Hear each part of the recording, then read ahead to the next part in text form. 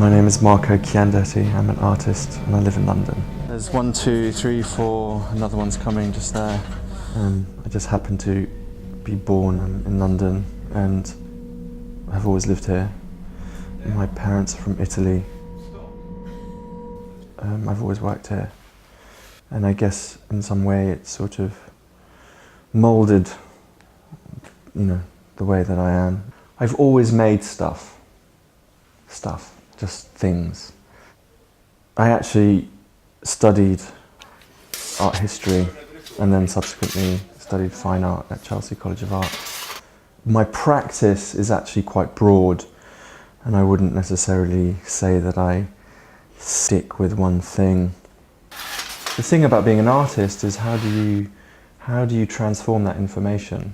How do you make something which can actually be quite ordinary and you make it extraordinary? Because that's really what the artist's process is, or the process of art, the way I see it, is that you make something which is very simple. You change something which is very simple into something which is extraordinary. Sometimes it's just a very simple gesture, and actually the work that I make is really just a very simple gesture. I wouldn't classify myself as a performance artist, but there is a performative element to my work.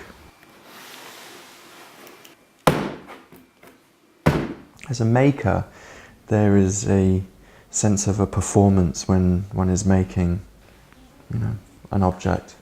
And this seems that there's a sort of performative element there, because I'm asking the audience to interact with the sculpture. And then there are pieces that I have actually made in collaboration, which have actually been purely performative, like a piece that I made last year in Rome with Hector Mamet.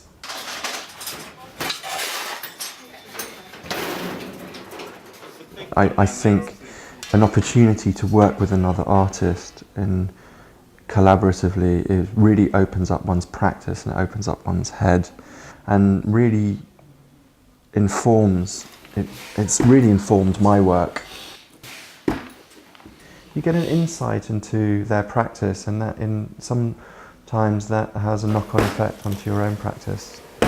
I'm not a sound artist and I'm not an audio artist, but I've made things which, beforehand, what I wouldn't realise, but I've made things which have a sound element to it. And there's one specific piece that I made where I actually used a piece of music, and it was a very specific piece of music. It was a requiem. And when it has been a byproduct, I haven't tried to negate that or get rid of it. I just sort of allowed it to sort of filter into the work and just sort of leave it there, actually.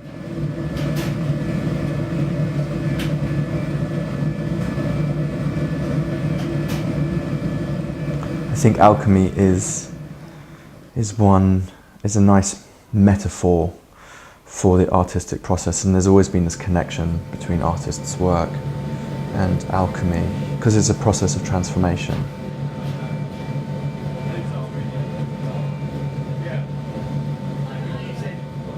Working with certain processes like bronze casting, where I actually cast my own bronze, and it feels like when I'm making a piece in that way, there's fire, and it was all very dramatic, and it does feel like there's sort of one material into another, even though the material is not changing, but you're sort of changing the form of the material.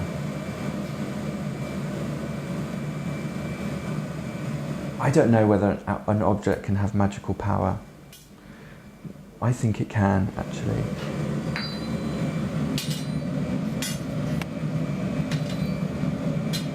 Going into places like the British Museum or just museums in general, I just sort of go in and just let those sort of objects sort of work on me. It would be interesting to think that maybe sculptures in the West, how we see sculpture, maybe it might be emitting some sort of magical power. I don't think we understand that in the West.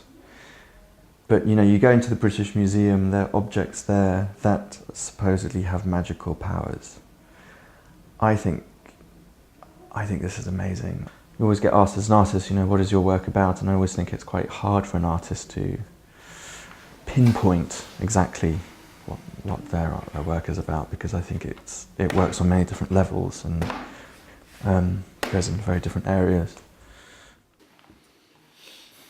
Apart from the body and our physicality and all those things that I think my work is about, I think my work is about death.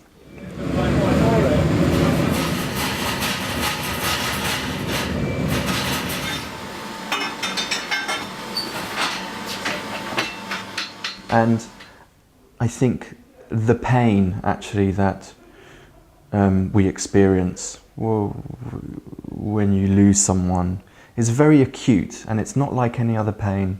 And I think this is something that I've meditated on a lot. It's really trying to understand that fine line between when something flips over from life into death.